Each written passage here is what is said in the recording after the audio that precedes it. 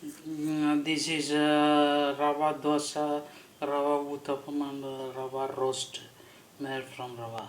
First of all, you have to take one cup of Rava and half a cup of rice flour and mix it very well.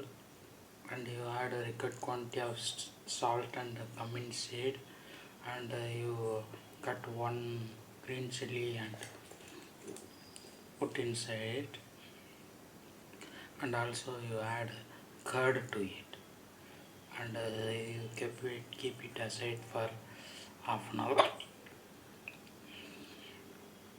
After that, you pour that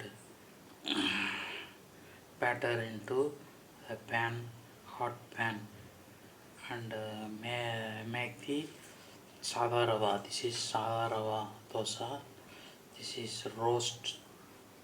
This is roast. One side is uh, somewhat roasted, and other side is empty, and this is called the Rava othapam.